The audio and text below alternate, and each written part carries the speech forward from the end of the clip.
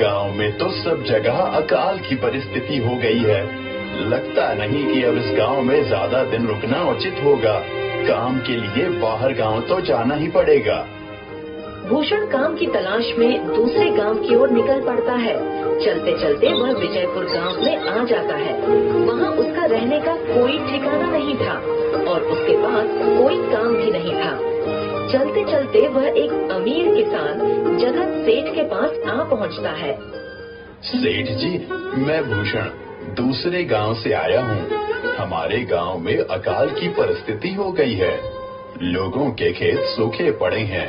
गांव में बूंद बूंद पानी के लिए लोग तरस रहे हैं।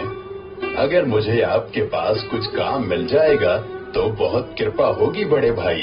अरे रे, लगता है तुम्हारी हालत बहुत खस्ता हो गई है। ठीक है, वैसे मेरे पास एक काम तो है, पर लगता नहीं कि तुम वो कर पाओगे। सेठ जी, आप चिंता ना करें, मुझे आप कोई भी काम दे सकते हैं। मैं वो काम पूरी मेहनत और ईमानदारी से करूंगा। अच्छा ठीक है भूषण, तो कान खोल कर सुन लो। मेरे पास 50 गायें और 50 भैंसे हैं। तुम्हें हर रोज उन जानवरों का गोबर निकालना होगा और रोज सुबह शाम उन्हें चारा पानी देना होगा। महीने के आखिर में तुम्हें इस काम के लिए 200 रुपए मिलेंगे। और हाँ, 2 वक्त का खाना भी हमारी तरफ से मुफ्त दिया जाएगा। बोलो, क्या तुम ये काम कर पाओगे?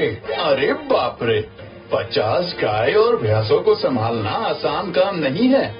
पर अब मैं कुछ कर भी तो नहीं सकता और ऊपर से सेठ जी 2 वक्त का खाना भी दे रहे हैं। ठीक है सेठ जी, मैं ये काम कर लूंगा, पर एक विनती है।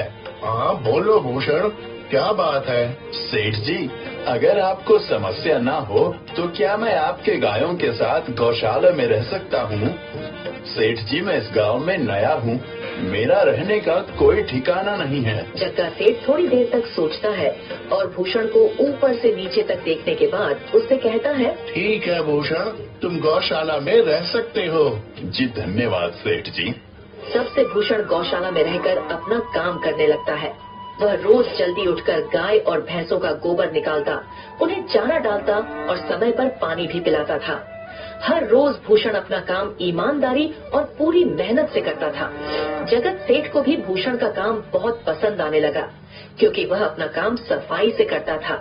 एक दिन जगत सेठ भूषण को बुलाकर उससे बोलता है, भूषण, मुझे तुम्हारा काम बहुत पसंद आया है। तुम गाय और भैंसों का अच्छा ख्याल रख रहे हो, इसलिए दूध की गुणवत्ता भी बढ़ गई है और गाय पहले से ज्यादा दूध सिप कर पूरे 400 रुपए कर रहा हूँ। आपका बहुत बहुत धन्यवाद सेठ जी। कुछ दिन ऐसे ही बीतने लगते हैं। भूषण जगत सेठ के पास बहुत मेहनत और ईमानदारी से काम करता है। धीरे धीरे भूषण के पास अच्छा खासा रुपया जमा हो जाता है, जिससे वह अपने लिए छोटा सा रहने लायक एक कुटिया बनवा लेता है। उस गौशाला में सोकर तो नाक से गोबर की गंध अभी भी नहीं जा रही। अब आखिरकार मुझे अपने घर में चैन से सोने को तो मिलेगा। तब से भूषण जगत सेठ के पास गौशाला में काम करने आता और 2 वक्त का खाना खाकर अपने घर सोने के लिए चला जाता था। कई साल ऐसे ही बीत जाते हैं। भूषण की मेहनत के कारण उसके पास अच्छा खासा रुपया जमा हो जाता है। एक दिन भूषण जगत सेठ से बोलता है, सेठ जी, आजकल गांव में चोरी की समस्या बहुत बढ़ गई है और मेरे पास कुछ रुपए भी जमा हैं जो मैंने अपने घर में रखे हुए हैं, पर मुझे उन पैसों की चोरी की चिंता हो रही है। आपको तो पता है कि मैं दिन भर आपके पास ही काम करता हूँ और सिर्फ रात में ही घर सोने जाता हूँ, इसलिए मुझे रोज उन पैसों की चोरी की चिंता सताती है। हाँ भूषण, तुम बात तो बिल्कुल सही कह रहे हो। आए दिन गांव में नए नए चोरी के किस्से सामने आ रहे हैं और दिन भर तो तुम्हारा घर खाली ही रहता है, तो चोरी होने की संभावना तो जरूर है। जगत सेठ थोड़ी देर सोचता है और फिर भूषण से कहता है, देखो भूषण, ऐसे समय में तो गांव में एक ही जगह है जहां पर तुम्हारा धन सुरक्षित रह सकता है, और वो है जमींदार का घर। क्या जमींदार का घर? हाँ भूषण, इस गांव के जमींदार बहुत ईमानदार और दयालु हैं। ऐसा मैंने कुछ लोगों से सुना है और उनके घर पर बहुत सारे पहरेदार भी हैं, तो चोरी होने की संभावना बहुत कम है। तुम अपने पैसे उनके पास रख सकते हो। अच्छा, ऐसा है क्या सेठ जी? ठीक है, फिर आज ही मैं जमींदार जी से मिलकर बात करता हूँ और उन्हें अपनी समस्या बताता हूँ। उस दिन भूषण जमींदार जी के घर उनसे बात करने जाता है। को कहाँ अंदर आए जा रहे हो? वहीं रुक जाओ। जी, मुझे जमींदार जी से मिलना है। मुझे उनसे कुछ काम है। क्या काम है तुमको उनसे? मुझे जरा बताओ। जी, मुझे कुछ पैसे रखवाने थे उनके पास, यही काम के लिए आया था मैं। अच्छा ठीक है, तुम अंदर जा सकते हो। नमस्ते जमींदार जी, मैं भूषण जगत सेठ के यहाँ काम करता हूँ। कुछ साल पहले ही मैं दूसरे गांव से यहाँ आया हूँ। अच्छा भूषण, बोलो तुम्हारा क्या काम है मेरे पास? जमींदार जी, मैं सालों से जगत सेठ के पास काम कर रहा हूँ और मैंने कुछ रुपए भी जमा कर लिए हैं। पर बात यह है कि गांव में चोरी की समस्या बहुत बढ़ गई है, तो मुझे अपने रुपए घर में रखने से डर लग रहा है। अच्छा, कितने रुपए जमा किए हैं तुमने? जमींदार जी, यही कोई 5 से 6 हजार रुपए होंगे मेरे पास। वाह, ये तो बड़ी रकम है। मैंने आपकी ईमानदारी के बारे में लोगों से बहुत सुना है, इसलिए मैं अपनी रकम आपके पास कुछ वक्त के लिए रखने आया हूँ। हाँ भूषण, तुमने बिल्कुल सही सुना है। तुम्हारी रकम मेरे पास पूरी तरह से सुरक्षित रहेगी। तुम अब चिंता ही छोड़ दो, मैं सब देख लूंगा। भूषण अपने पैसों की थैली जमींदार को दे देता है। ये पूरे 5,800 रुपए हैं, आप गिनकर देख लीजिए। गिनने की क्या जरूरत है? तुम तो जगत सेठ के आदमी हो, मुझे तुम पर पूरा विश्वास है। जमींदार जी, आपका बहुत बहुत धन्यवाद। अब मुझे चोरों का कोई डर नहीं है, क्योंकि मेरे पैसे सुरक्षित हाथों में हैं। अरे भूषण, कोई बात नहीं, धन्यवाद तो मुझे बोलना चाहिए, जो तुम मेरे पास आए अपने रुपए रखने के लिए। भूषण अपने पैसे जमींदार को देकर अपने घर चला जाता है। हाँ भूषण, तुम्हारे पैसे मेरे हाथों में ही अच्छे लगते हैं। ऐसे ही भूषण ईमानदारी और मेहनत से जगत सेठ के यहाँ काम कर रहा था। देखते ही देखते 2 साल ऐसे ही बीत जाते हैं। भूषण सोचता है, अब बहुत साल हो गए जगत सेठ के यहाँ काम करते हुए। वैसे सेठ जी तो बहुत अच्छे इंसान हैं, पर सोच रहा हूँ कि खुद की जमीन लेकर उस पर मेहनत करूँ, तभी मैं बड़ा आदमी बन सकता हूँ। अब जो मेरे पास थोड़े कुछ पैसे हैं और जो जमींदार के पास कुछ पैसे संभालने के लिए दिए हैं, वो जमा करके थोड़ी जमीन खरीद लूंगा। आज ही जमींदार से मिलने जाता हूँ और अपने रुपए मांगता हूँ। ये सोचकर भूषण जमींदार जी के घर चला जाता है। जमींदार जी, मैं अपने रुपए वापस लेने आया हूँ। आपके पास मैंने 5,800 रुपए दिए थे संभालने के लिए। अरे भाई साहब, मैंने पहचाना नहीं आपको। वैसे कौन हो आप? अरे जमींदार जी, मैं भूषण हूँ। पिछले साल मैंने आपको पैसा संभालने के लिए दिए थे, याद आया कुछ? अरे भाई साहब, मेरे पास कितने सारे लोग आते जाते हैं पैसे रखने के लिए, और सभी के साथ मेरा अच्छा व्यवहार होता है। वैसे आपके पास कोई कागजात हैं क्या? क्योंकि मैं हर व्यक्ति से कागज पर ही व्यवहार करता हूँ। किसने कितने पैसे दिए, किसके कितने पैसे रखे हैं, सबका व्यवहार रहता है मेरे पास। जमींदार जी, ये आप क्या बात कर रहे हैं?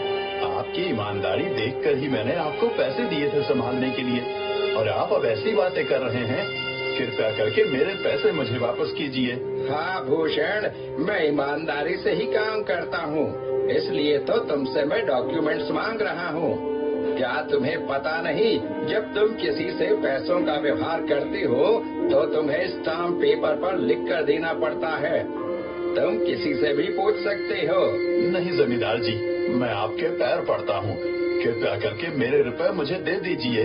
बड़ी मेहनत से मैंने वो पैसे जमा किए थे, मुझ पर ऐसा अन्याय ना करें। अरे क्या ये झूठ मूठ का रोना धोना लगाया है? लगता है तुम ढोंगी हो और मेरी ईमानदारी और भोलेपन का फायदा उठाकर मुझसे ये रुपए लेने आए हो। रुक, तुझे अभी सबक सिखाता हूँ। जमींदार अपने आदमियों को बुलाकर भूषण की पिटाई करने को कहता है। इसे तब तक मारो जब तक ये बेहोश न हो जाए। इस 2 कौड़ी के आदमी ने मेरी ईमानदारी पर सवाल उठाया है, इसे छोड़ना मत। जमींदार के आदमी भूषण को डंडे से खूब मारते हैं। फिर भूषण दुखी होकर अपने घर चला जाता है। भूषण के शरीर पर घाव के निशान स्पष्ट दिखाई दे रहे थे। 2 दिन से भूषण घाव के दर्द के कारण जगत सेठ के घर काम के लिए नहीं जा पाता है। इसलिए अगले दिन जगत सेठ भूषण के पास आ जाते हैं। वह देखते हैं कि भूषण खाट पर सो रहा है और वह बड़ा ही चिंता में नजर आ रहा है। भूषण भाई, तुम 2 दिन काम पर नहीं आए, क्या हुआ भाई? तबीयत ठीक है ना तुम्हारी? कुछ समस्या है क्या? अरे सेठ जी, आप खुद यहाँ आए हो। आप खबर भिजवाते तो मैं खुद चला आता। अरे भूषण, कोई बात नहीं, तुम्हें देखकर लगता है तुम बीमार हो। क्या हुआ है तुम्हें? जगत सेठ, क्या बताऊं, जिस जमींदार के पास पिछले साल मैंने अपने पैसे संभालने को दिए थे, वो आज मुझे पैसे वापस नहीं करना चाहता। वो बहुत लालची इंसान है, वो लोगों को ठग रहा है। और जब मैंने बाद में गिड़गिड़ाना शुरू किया तो उसने डंडे से मार मार कर मेरी पिटाई करवा दी और मुझे वहाँ से धक्के मार कर निकाल दिया। अरे बाप रे, ये तो बड़ा ही गंभीर विषय है। मैंने तो जमींदार के बारे में अच्छा ही सुना था, पर मुझे भी नहीं पता था कि वो इंसान इतना गिरा हुआ है। तभी मैं सोचूं, हर साल उसकी संपत्ति इतनी ज्यादा कैसे बढ़ रही है। मुझे माफ कर दो भूषण, मैंने ही तुम्हें जमींदार के पास जाने को बोला था। गलती तो मेरी भी है। नहीं जगत सेठ, आप तो मेरा अच्छा ही सोच रहे थे। ये तो उस जमींदार का लालच है। अब लगता नहीं मेरे पैसे उस जमींदार से वापस मिलेंगे भी। भूषण, मेरे पास एक तरकीब है जिससे मैं तुम्हारे पैसे तुम्हें वापस दिला सकता हूँ। जगत सेठ भूषण के कान में सारी तरकीब बताता है। ठीक है सेठ जी, हे ऊपर वाले, ये तरकीब कामयाब होने दीजिए। अगले दिन जगत सेठ बहुत सारे पैसों को एक सूटकेस में भरकर खुद जमींदार के घर जाता है। अरे जगत सेठ, आज आप खुद यहाँ। बोलो भाई, इस गरीब के घर कैसे आना हुआ? हमारा तो ये सौभाग्य है कि आप जैसे धनी आदमी के चरण हमारे घर में लगे हैं। नमस्ते जमींदार जी। अरे जमींदार जी, आप तो मुझे अब लज्जित कर रहे हैं। वैसे मैं कुछ महीनों के लिए दूसरे राज्य में व्यापार करने जा रहा हूँ। मैं ये लगभग 50,000 रुपए लाया हूँ। मुझे डर है कि कहीं ये चोरी ना हो जाए। क्या आप मेरे सारे पैसे अपने पास संभाल कर रख सकते हैं? आपके सिवाय इस गांव में और किसी पर भरोसा नहीं कर सकता। अरे जगत सेठ, ये भी कोई पूछने की बात है? मेरे पास आपके पैसे बिल्कुल सुरक्षित रहेंगे। आप निश्चित होकर व्यापार करने जा सकते हैं। इस बार तो बड़ी मछली हाथ लगी है। बार बार ऐसा मौका नहीं मिलता। भारी माल हाथ में लगने वाला है। तभी वहाँ पर भूषण आ जाता है। अरे भूषण, तुम? अच्छा हुआ तुम आ गए। मैं तुम्हारे पास ही आने वाला था। मुझे माफ करना, उस दिन तुम्हें पहचान नहीं पाया। इतने सारे लोग मेरे पास आते हैं तो जरा परेशानी होती है, पर मैं अपनी बातों का बड़ा पक्का हूँ। हाँ रुको, मैं तुम्हारे सारे पैसे अभी देता हूँ। जमींदार भूषण के सारे पैसे उसे लौटा देता है। माफ करना भूषण, मेरे आदमियों ने तुम्हारे साथ उस दिन बदतमीजी की। मैं आज ही उनको काम से निकालता हूँ। भूषण बिना कुछ बोले वहाँ से चला जाता है। अरे क्या बात है जमींदार जी, आप तो अपने बातों के बहुत पक्के हैं। तो ठीक है, मैं अपने सारे पैसे आपके पास रख सकता हूँ। जगत सेठ इतना बोल ही रहा था कि तभी वहाँ जगत सेठ का नौकर आ जाता है। मालिक, अब आपको बाहर के राज्य में जाने की कोई जरूरत नहीं है। अभी अभी व्यापारियों का संदेश आया है और उसने कहा कि वो खुद हमारे गांव आ रहे हैं। अरे ये तो बहुत बढ़िया बात हुई। अब मुझे इतनी दूर नहीं जाना पड़ेगा। सुन रहे हो जमींदार जी, व्यापारी यहाँ आ रहे हैं। अब मुझे नहीं लगता कि ये पैसे आपके पास रखने का कोई मतलब होगा। चलो, आपका बहुत बहुत धन्यवाद। आपने इतनी ईमानदारी दिखाई मुझे। हाँ, पर अगली बार जरूर आपके पास ही आऊंगा। ऐसा बोलकर जगत सेठ और उसका नौकर वहाँ से अपने पैसे लेकर चले जाते हैं। धत तेरी की, ये क्या हो गया? ये 50,000 तो चले गए और जो भूषण के 5,800 रुपए हड़प लिए थे वो भी चले गए। आपका बहुत बहुत धन्यवाद सेठ जी। अगर आज आप ना होते तो मेरी सारी जमा पूंजी वो जमींदार हड़प लेता। भूषण, कोई बात नहीं।